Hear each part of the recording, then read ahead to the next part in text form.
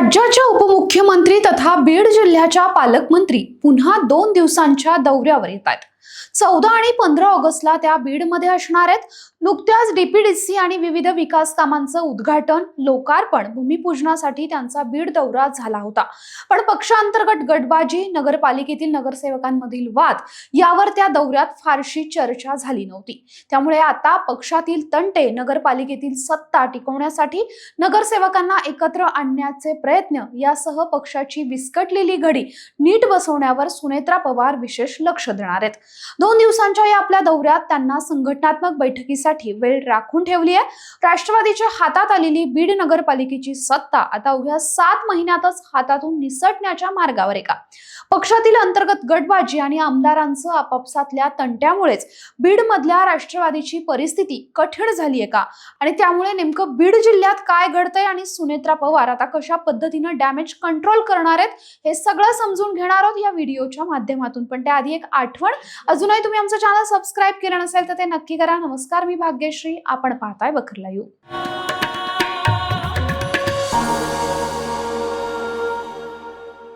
काही महिन्यांपूर्वी दिवंगत लोकनेते अजित पवारांच्या बारामती पॅटर्नवर विश्वास ठेवून बीडच्या जनतेनं नगरपालिकेची सत्ता राष्ट्रवादी काँग्रेस पक्षाच्या हाती सोपवली।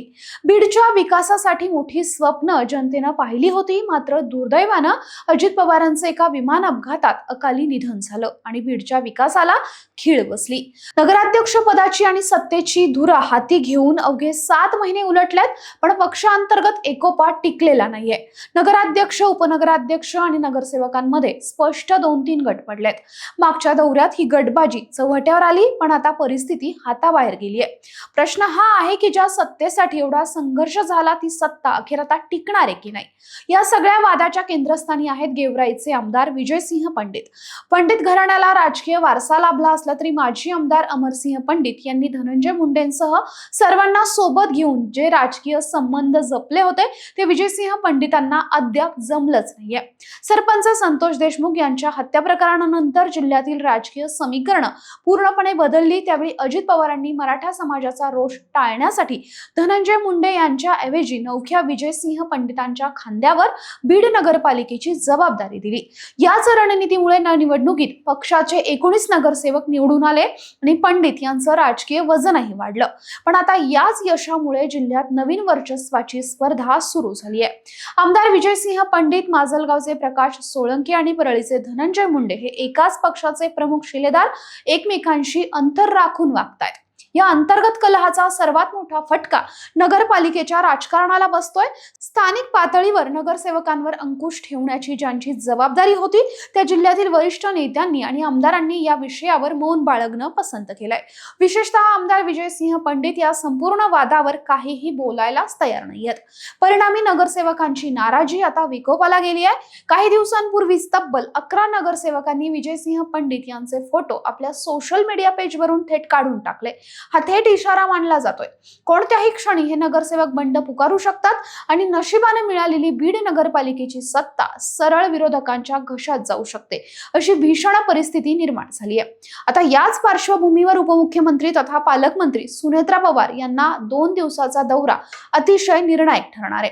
मागील दौऱ्यात औपचारिक उद्घाटनामध्ये वेळ गेला असला तरी या दौऱ्यात सुनेत्रा पवारांनी विशेष करून संघटनात्मक बैठकांसाठी वेळ राखून ठेवलाय। त्यांच्यासमोर आता 2 अत्यंत कठीण आणि महत्त्वाची आव्हानं आहेत। पहिली गोष्ट म्हणजे बंडखोरीच्या उंबरठ्यावर असलेल्या नाराज नगरसेवकांना एकत्र आणून त्यांची मनधरणी करणं। दुसरी आणि सर्वात अवघड गोष्ट म्हणजे आपापसात विस्कटलेली घडी बसवत जिल्ह्यातील बडे आमदार विजयसिंह पंडित, प्रकाश सोळंके आणि धनंजय मुंडेंना एकाच धाग्यात बांधणं। कारण बीड जिल्ह्यावर असलेली राष्ट्रवादीची पकड अशीच सैल राहिल्यास आगामी काळात येणाऱ्या जिल्हा परिषद निवडणुकांमध्ये पक्षाला मोठा राजकीय फटका बसू शकतो। अजित पवारांच्या पश्चात बीडचा हा बालेकिल्ला शाबूत ठेवण्यासाठी मोठी जबाबदारी आता सुनेत्रा पवारांच्या खांद्यावर आहे। हा दौरा केवळ दौऱ्यापुरता मर्यादित राहतो। खऱ्या अर्थानं पक्षातील कुरबुरींचा बिमोड करून बीड राष्ट्रवादीला नवी दिशा दिली जाते हे येत्या 14 आणि 15 ऑगस्टच्या बैठकांमधून स्पष्ट होईलच।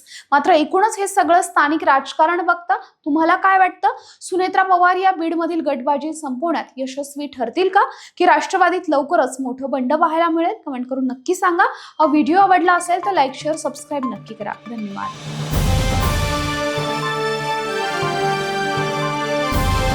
समाजकारण, प्रशासन आणि राजकारणातल्या अचूक विश्लेषणासाठी बखर लाईव्हच्या सोशल मीडिया प्लॅटफॉर्म्सना लाईक, फॉलो आणि सबस्क्राईब करा.